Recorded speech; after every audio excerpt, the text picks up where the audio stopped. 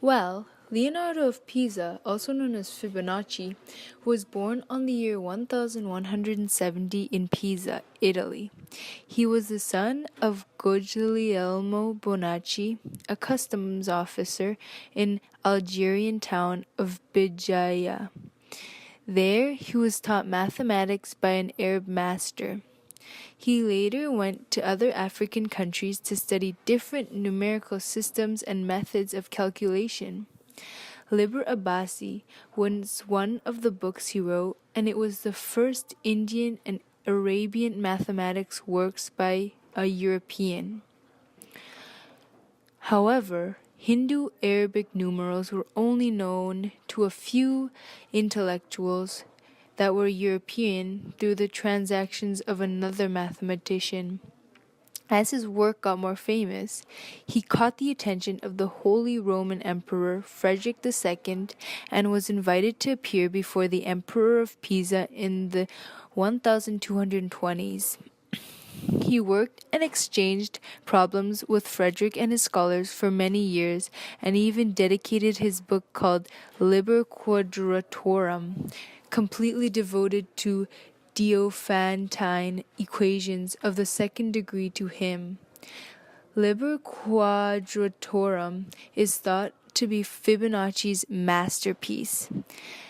Sadly, Fibonacci's life ended on 1250 in the same place he was born, Pisa, Italy. Well, he founded the Fibonacci sequence, which is a sequence of integers.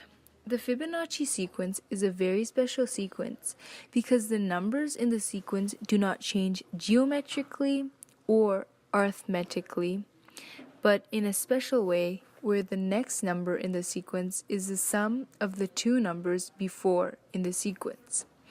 An example of it is a bit of the sequence 0, 1, 1, 2, 3, 5, 8, 13, and so on. Here, you can see that 1 plus 1 equals 2, 2 plus 3 equals 5, 3 plus 5 equals 8, and 5 plus 8 equals 13. So this is the Fibonacci sequence. Traditionally, the Fibonacci sequence starts with either 0, 1, or 1, 1.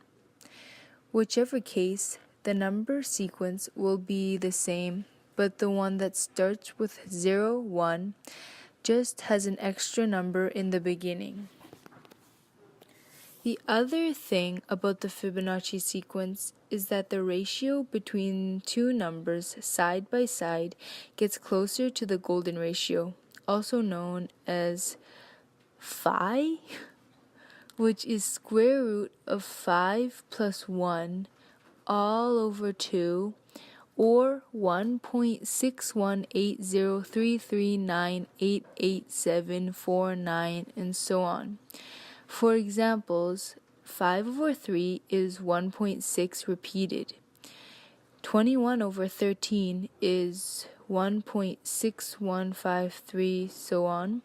And 377 over 233, which is 1.618025, and so on. The numbers in the Fibonacci sequence are also seen widely among the natural world, from the numbers of petals a flower has to the ratio of our hands.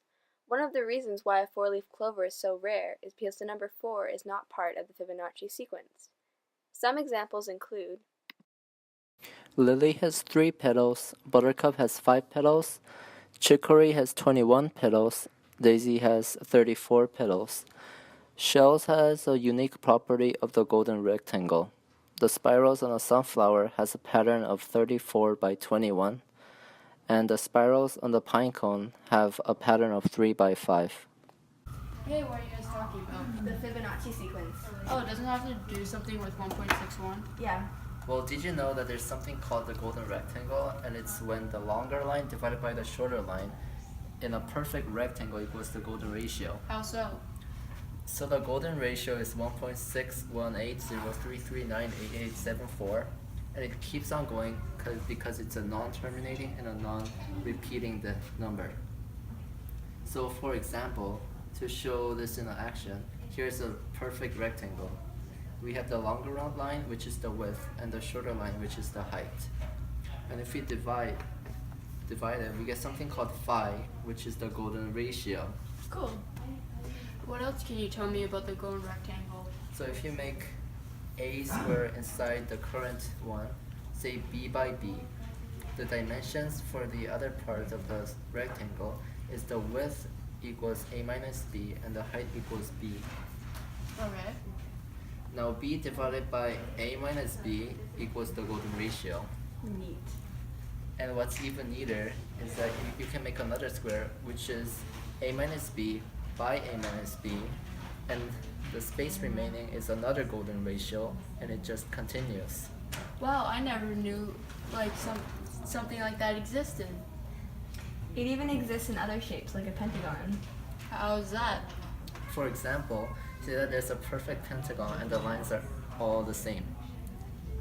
Okay. If you make a line from one corner to another and compare that to one of the outer line, guess what you get? A golden ratio. Wow, I wonder how many comparisons there are. I know a story about Fibonacci. So, as Fibonacci continued to research and ponder this difficult sequence, he began to find in many different forms in nature. Considering a bunny's rapid reproduction rate, he decided to use them in his mating problem, a part of the book he created to advertise the Hindi-Arabic number system. He started with one pair of bunnies, a boy and a girl. If the rabbits would have two babies, a boy and a girl who could mate with each other, he realized that the algorithm was in accordance with what was later known as the Fibonacci sequence. If you were to do it step by step, giving the rabbits a month to mature, it would go something like this. Though it would be extremely improbable that each pair of rabbits would have one boy and one girl, Fibonacci found his sequence in the way this worked out. The more pairs that matured, the more difficult it would be to keep track. Luckily, Fibonacci discovered that the number of pairs per month was following a pattern. In January, we begin with 2 baby rabbits. However, we must wait for them to mature. Therefore, there is 1 pair. In the month of February, the rabbits matured, meaning that there was still 1 pair in February. The female rabbit also becomes pregnant. In the month of March, the rabbits have given birth to 2 baby rabbits, 1 boy and 1 girl. So there are now 2 pairs. The female of the first pair becomes pregnant once more, and the second pair must wait 1 month to mature. In the month of April, the first pair has given birth again, the second is mature. Now there are 3 pairs of rabbits, and the first 2 pairs are pregnant. In May, the first 2 pairs have given birth to 2 more pairs, and the third pair is mature. This ups the number of pairs to 5. 3 pairs become pregnant. He can see from the months January to June, he has 1 pair, then 1 again, then 2, then 3, then 5, then 8. He can infer that there were no rabbits the previous December, so if 0 plus 1 equals 1, and 1 plus 1 equals 2, 1 plus 2 equals 3, 2 plus 3 equals 5, and 3 plus 5 equals 8, then he could easily figure out how many rabbits there would be each month without visually counting each pair.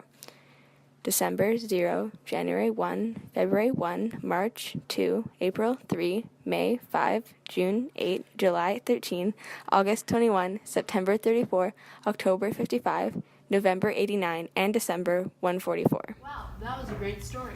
I agree. I learned a lot today. I'm really tired. Same. I'm gonna go. Bye. Bye.